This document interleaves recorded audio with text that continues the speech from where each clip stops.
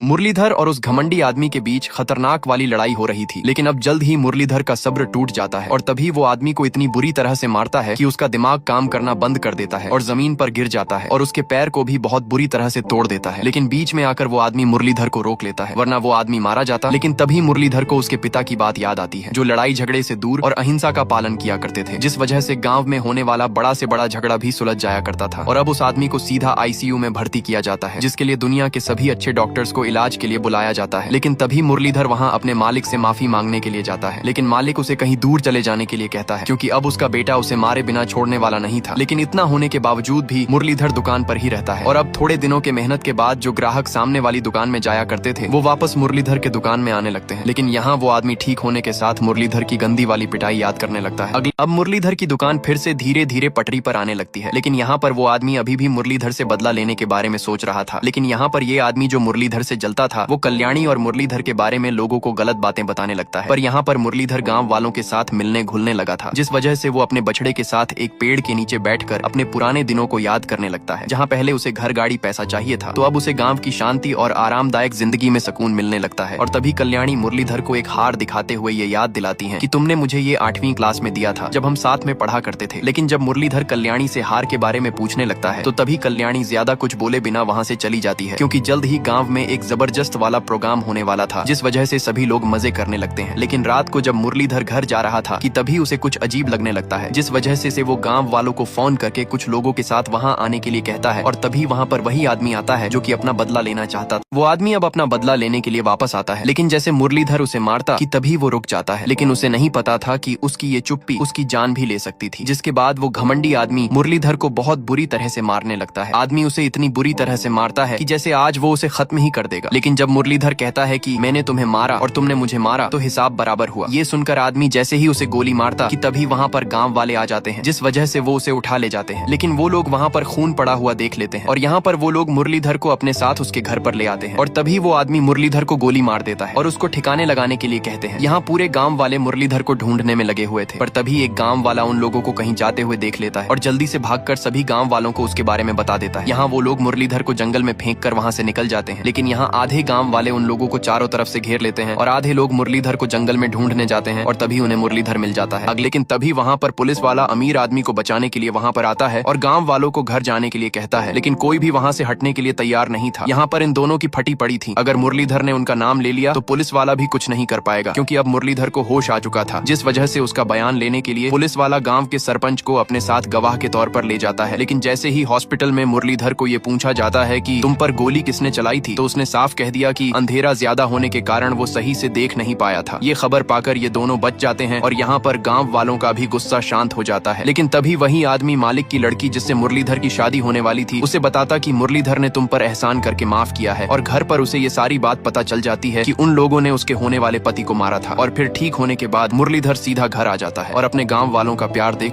देखकर बहुत ज्यादा खुश हो जाता है, क्योंकि वो यही चाहता था कि गाँव वाले उसे अपना लें। जिसके बाद मुरलीधर को सहारा देते हुए कल्याणी उसे उसके घर पर ले जाने लगती है। लेकिन थोड़ी ही देर में वहाँ पर कल्याणी की मम्मी आ जाती है, जो कि कल्याणी को मुरलीधर के साथ नहीं देखना चाहती थी, क्योंकि सभी गांव वाले उनके बारे में गलत बात किया करते थे। ये सब सीन देखकर मुरलीधर कल्याणी से शादी के लिए मम्मी से उसका हाथ मांगता है। ये सुनकर मम्मी बहुत ज्यादा गुस्सा हो जाती है और कल्याणी को अपने साथ खींच कर ले जाने लगती है। लेकिन कल्याणी की हामी देखकर उसकी मम्मी भी मान जाती है। जिसके बाद मुरलीधर और कल्याणी दोनों ही एक दूसरे के साथ वक्त बिताने लगते हैं। दोनों लोग फुल मजे से अपना जिंदगी जी रहे थे। यहाँ सब कुछ अच्छा चल रहा था कि तभी एक दिन वहाँ पर वही लड़की मुरलीधर से मिलने आती है। जिसके बाद वो लड़की मुरलीधर से अपने और उसके पिताजी ने जो कुछ उसके साथ किया उसके लिए वो उससे माफी मांगती है। लेकिन यहाँ पर वो आदमी अभी भी अपना बदला मुरलीधर से लेना चाहता था। उन्हें लग रहा था कि मुरलीधर ने उन पर एहसान किया है, जिस वजह से वो लोग गांव के पुलिस वाले अगले पार्ट अभी भी वो आदमी अपना बदला लेने के लिए पुलिस वाले की मदद लेता है, जिस वजह से वो लोग अब सीधा दुकान पर ही नजर डालते हैं। पुलिस वाला उन्हें इन सब चीजों से दूर रहने के लिए कहता है, पर तभी वो लोग पुलिस वाले को पैसा दे मारते हैं। जिसके साथ यहाँ पर ये आदमी कल्याणी के घर पर उसका हाथ मांगने आता है, लेकिन कल्याणी की माँ ही उसे घर से बेइज्जत करके भगा देती है। मुरलीधर यहाँ हर रोज की तरह अपनी दुकान खोलने जाता है, लेकिन यहाँ पर वो पुलिस वाला सुमड़ी में मुरलीधर के दुकान हटाने के सेटिंग बैठाने के लिए लगा हुआ था। लेकिन वो मुरलीधर की दुकान हटाने के लिए नहीं, बल्कि दुकान के पूरे पक्के कागजात बनवा देता है, क्योंकि वो मुरलीधर के साथ होता है। क्योंकि बचपन में मुरलीधर के पिता उसी पुलिस वाले को फ्री में इडली खिलाया करते थे। लेकिन जब यहाँ पर मुरलीधर कल्याणी के साथ खरीदी पर आया था, तो तभी ये हरामी आदमी कुछ गलत करने के बारे में सोचता है। दरअसल वो एक तलवार को लेकर सीधा मुरलीधर के घर जाता है, क्योंकि वो उसे मारना चाहता था। लेकिन जब वो घर जाता है तो वो उसे वहाँ पर नहीं मिलता है, लेकिन वहाँ पर वही बछड़ा घूम रहा था। ये देखकर जैसे ही वो आदमी उसे मारता